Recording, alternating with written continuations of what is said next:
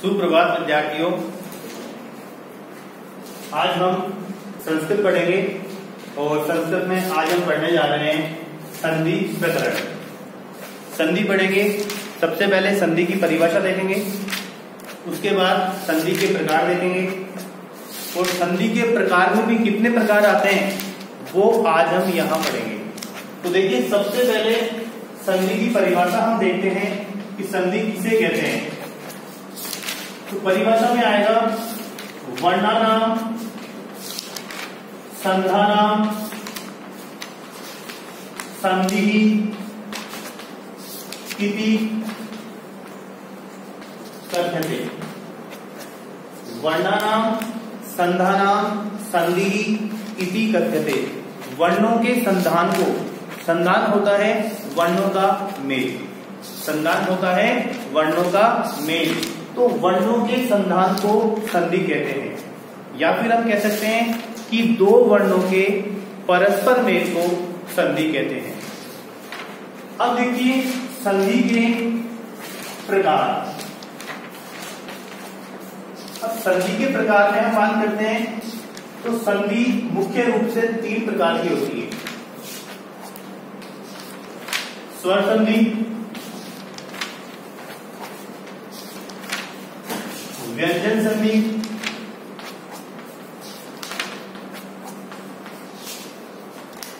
और विसर्ग संधि।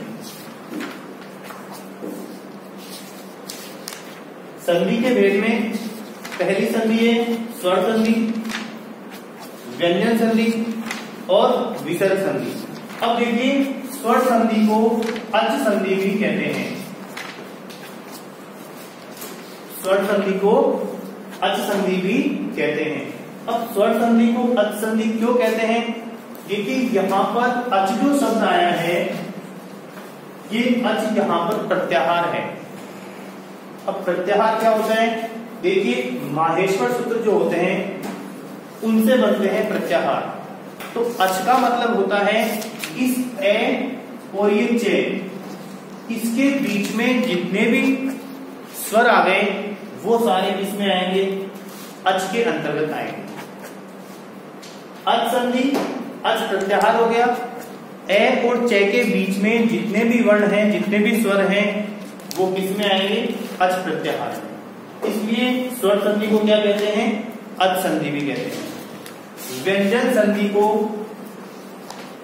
हल संधि भी कहते हैं। व्यंजन संधि को हल संधि भी कहते हैं। अब हल संधि क्यों कहते हैं? यहां पर हल एक प्रत्याहार है। तो जैसे मैंने आपको अच में बताया था, वैसे ही आपके होगा हल में। हल के अंतर्गत है और ले के बीच में जितने भी वर्ण हैं वो सभी व्यंजन वर्ण हैं। है और ले के बीच में जितने भी वर्ण हैं वो सभी क्या हैं? व्यंजन वर्ण हैं। इसलिए व्यंजन संधि को हल संधि भी कहा जाता है और विसर्ग संधि को हम केवल विसर्ग संधि ही कहेंगे। तो मुख्य रूप से इसके तीन भेद हो गए। पहला है स्वर संधि, दूसरा है व्यंजन संधि और तीसरा है विसर्ग संधि। स्वर संधि को अच संधि भी कहते हैं, व्यंजन संधि को हल संधि भी कहते हैं और विसर्ग संधि को विसर्ग संधि ही कहेंगे। तो ये तो होते हैं मुख्य प्रकार। अब सबसे पहले हम पढ़ेंगे स्वर संधि। स्वर संधि के कौन कौन से भेद होते हैं और स्वर संधि की पहचान क्या होती है। तो देखिए विद्यार्थियों, स्वर संधि की पहचान होगी दो स्वरों का मेल, स्वर प्लस स्वर। पूर्व में भी स्वर होना चाहिए और पर का मतलब बाद में भी क्या होना चाहिए? स्वर होना चाहिए। पूर्व प्लस पर, पूर्व यानी पहले वाला, पर यानी बाद वाला। तो पूर्व और पर दोनों में जहां स्वर आएगा वहां कौन सी संधि हो जाएगी? स्वर संधि हो जाएगी। तो यही इसकी परिभाषा है, दो स्वरों के परस्पर मेल को स्वर संधि कहते हैं। अब आते हैं स्वर संधि के प्रकार। तो देखिए स्वर संधि के प्रकार में हम सबसे पहले पढ़ेंगे दीर्घ संधि।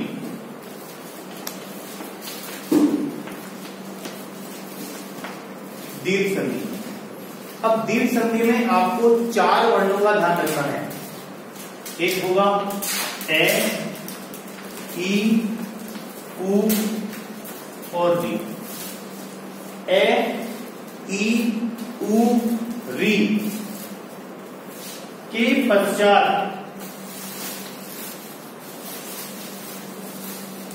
समान स्वर आए,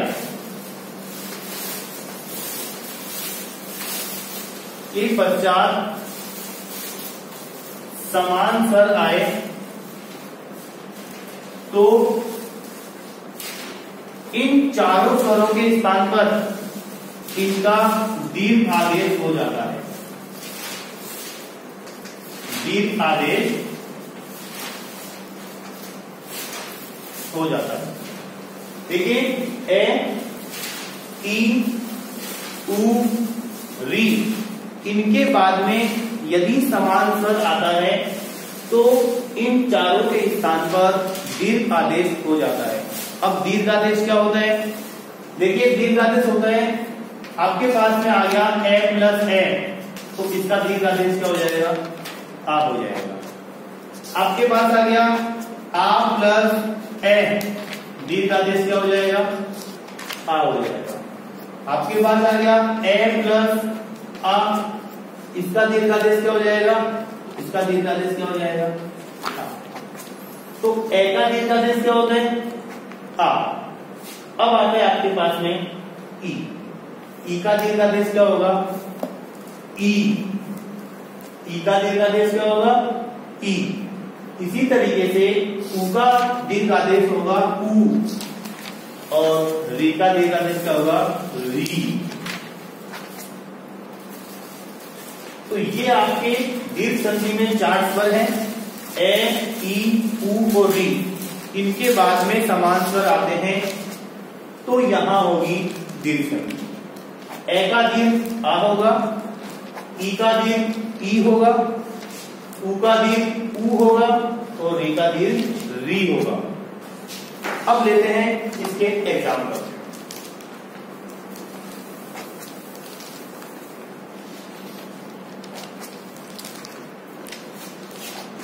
एग्जाम्पल मैंने लिया दैत्य प्लस अरी। अब देखिए समस्त पद हम कैसे बनाएंगे, कौन कौन से वर्णों को हम मिलाएंगे, कौन कौन से स्वर इसमें हैं जिनको मिलाने से समस्त पद का निर्माण होगा। तो देखिए ये यहां तो हो गया पूर्व पद, ये में जो ए मिला हुआ है ये तो हो गया पूर्व पद, और इसके बाद में जो ए आ रहा है ये हो गया पद। तो हमें मिलान करना है पूर्व और पद दोनों वर्णों का। ठीक है, अब मिलान कैसे करेंगे? देखिए वर्णों को सबसे पहले अलग करेंगे। तो देखिए ये में से क्या निकाला? ए निकाला। ये को हलन करेंगे तो ये से क्या निकालेंगे? ए निकालेंगे। और आगे क्या है? अरी। अब देखिए पूर्व में ए आ गया और पर में भी ए आ गया। अब हमें पहचानना देखना था कि इन चारों स्वरों के बाद में समान स्वर आना चाहिए। तो यहां पहले भी ए है और बाद में भी ए है, तो यहां दोनों तरफ समान स्वर आ गया।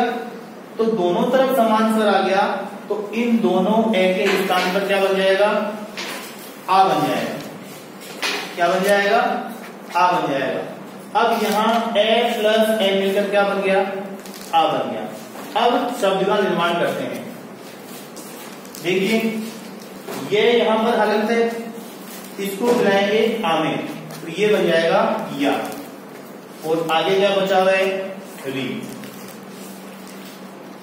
तो क्या बन गया? दैत्यादि शब्द बन गया।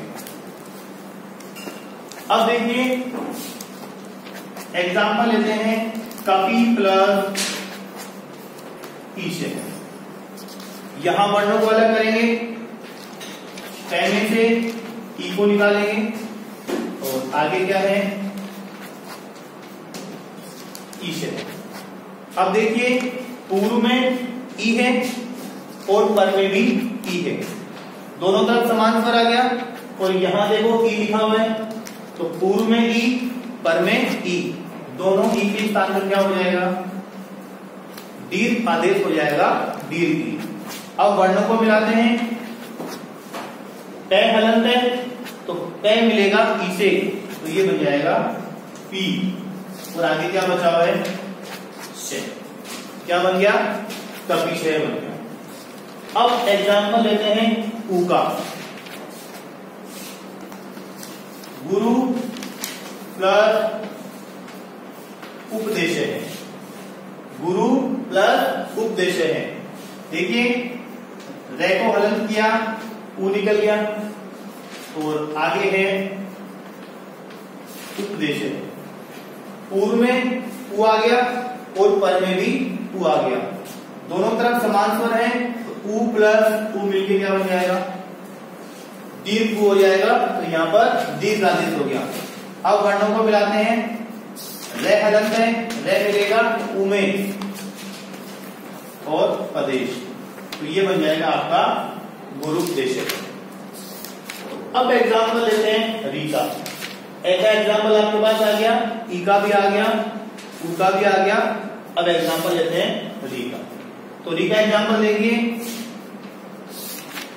पितृ प्लस ऋणम, पितृ प्लस ऋणम। अब यहां देखते हैं समान स्वर है क्या, वर्णों को अलग करते हैं। कैसे निकाला री, कैसे निकाला री, और आगे क्या है री। देखिए वर्णों को देखते हैं, पूर्व में क्या है री और पर में भी क्या है री, दोनों तरफ क्या आ गया, समान स्वर। इसका करेंगे दीर्घ आदेश, तो बन जाएगा री। क्या बन जाएगा, पितृ। तो ये आपके हो गई दीर्घ संधि। 4 स्वरों का आपको ध्यान रखना है, ए, ई, उ और री। इन चारों के बाद में समान स्वर आता है तो उनका दीर्घ आदेश हो जाता है।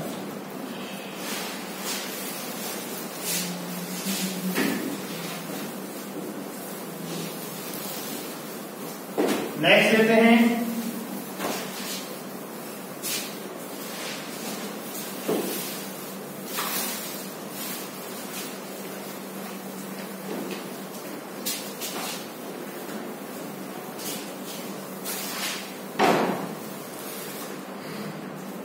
यट संधि।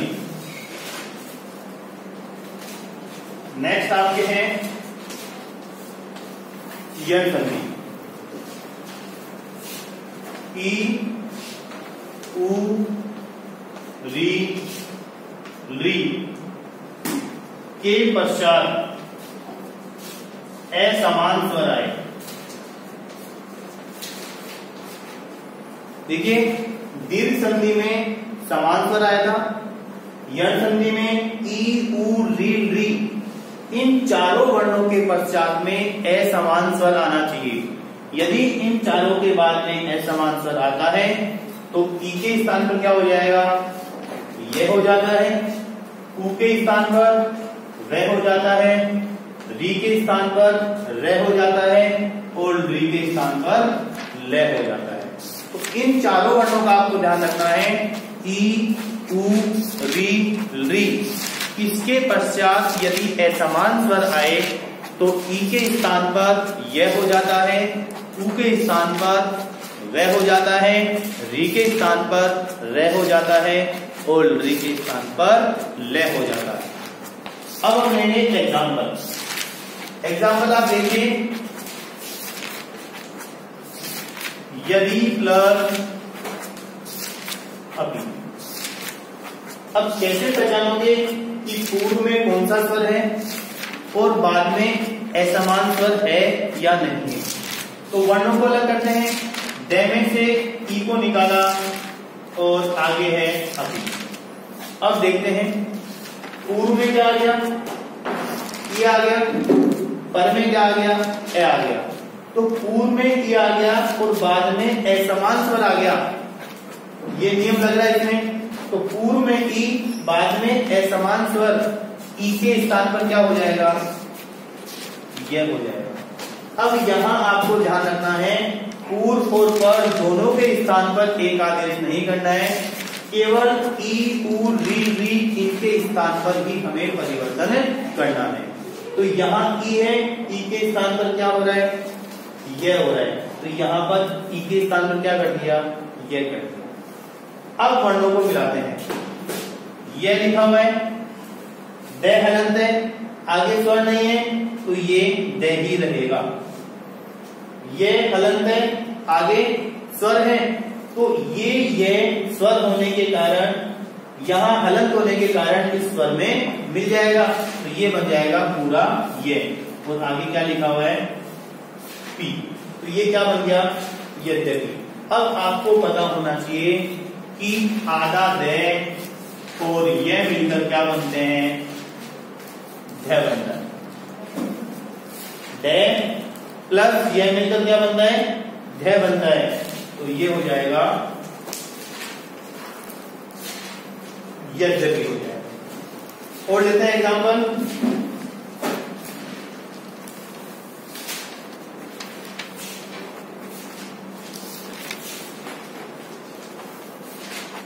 गुरु प्लस आज्ञा। देखिए रेमे से ऊ को निकाला और आगे नियम देखते हैं, ई, ऊ, री, री प्लस असमान स्वर। देखो पूर्व में क्या आ रहा है, यहां पर ऊ आ रहा है और पर में क्या आ रहा है, आ रहा है। असमान स्वर आ गया तो ऊ के बाद में असमान स्वर है तो ऊ के स्थान पर क्या कर देंगे, वह कर देंगे। देखिए यहां ई के स्थान पर यह हो रहा है और ऊ के स्थान पर वह, तो यहां ऊ आ गया तो ऊ के स्थान पर क्या कर देंगे, वह कर देंगे। अब वर्णों को मिलाते हैं। देखिए रे हलंत है, आगे स्वर नहीं है तो यहां पर आधा रे ही रहेगा। वे यहां पर हलंत है और आगे स्वर है तो ये इसमें मिल सकता है। हलंत वर्ण होगा उसके आगे यदि स्वर होता है तो वो उसमें मिल जाता है। तो वे को मिलाएंगे, आ में क्या बन जाएगा, वाह, और आगे क्या बचा हुआ है, ज्ञा। क्या बन गया, गुरुवाक्या। अब आपको पता होना चाहिए कि रे जब हलंत होता है, आधा होता है तो वो आगे वाले वर्ण के ऊपर जाता है। तो ये हो जाएगा आपका गुरुवाक्य, ये बन गया आपका गुरुवाक्य। अब एग्जांपल लेते हैं, री का मातृ प्लस आगे। देखिए वर्णों को अलग करते हैं, तैमे से री निकाला और आगे देखिए पूर्व में री आ गया और पर में असमान स्वर आ गया तो री के स्थान पर क्या हो जाएगा, री के स्थान पर हो जाएगा रे। और आगे क्या है, आगे देखिए मिलाते हैं इनको, तय हलंत है, आगे स्वर नहीं है तो तय आधा ही रहेगा। रे हलंत है, आगे स्वर है तो इसमें मिल सकता है, ये बन जाएगा रा और आगे बचा हुआ है ज्ञा। क्या बन गया, मात्रा ज्ञा। अब आपको पता है कि तय और रे मिलकर क्या बनता है, त्रय बनता है। तय और रे मिलकर क्या बनता है, त्रय बनता है। तो तय और रा मिलकर क्या बन जाएगा, रा। तो क्या बन गया, मात्रा क्या बन गया, क्या बन गया, मात्रा क्या। अब एक एग्जाम्पल हम लिपि का ले लेते हैं, री प्लस आकृति। अब यहां आपको ये गलती नहीं करनी है कि कहीं आप लेने से री को निकाल दो। री को यहां सीधा ही लिखा हुआ है तो री के स्थान पर ले हो जाएगा और आगे हो जाएगी आकृति। ले प्लस आ मिलकर ला बन जाएगा और ये हो जाएगा कृति। ये क्या बन गया, लाकृति, ले के समान आकृति वाला, अर्थात टेढ़ी आकृति वाला। तो आज हमने स्वर संधि के प्रकार में दीर्घ संधि, यन संधि पढ़ी है, आगे कल पढ़ेंगे। धन्यवाद।